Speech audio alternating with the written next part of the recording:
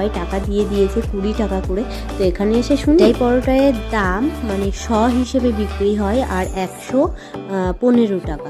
তো সেহেতু বললাম ঠিক আছে তাহলে 6 জনের 600 দিয়ে দাও আলাদা আলাদা করে। আর এই দিকে দেখো উনি ওইদিকে তো দিচ্ছে, আমাদের পরোটা রেডি করছে, আর এইদিকে ইনি পরোটা ভাজছে। দেখো কত বড় বড় পরোটা, আর এগুলোকেই বেশ পিটিয়ে পিটিয়ে তারপরে ছিঁড়ে ছিঁড়ে দেয়, জানো তো। বেশ খেতেও দারুণ, মানে প্রথম খেলাম কিন্তু সত্যি অসাধারণ খেতে। আর এই দেখো রাস্তার সাইডেই দোকানটা ভীষণ ভালো করেছিল, জানো তো। ওটা নেওয়ার পর সবার টাকার থেকেই 5 টাকা করে বেঁচেছিল। ওই যে বললাম সবাই 20 টাকা করে দিয়েছিল।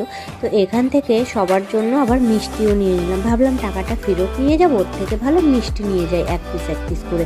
ভালোই খাওয়া হবে, পরোটা তরকারি সাথে মিষ্টি। তো দেখো ওদের কাছে রয়েছে পরোটা আর আমার কাছে রয়েছে তরকারি। আমরা নিয়ে এই যে স্কুলে চলে এসে খাওয়াও শুরু করে দিয়েছি।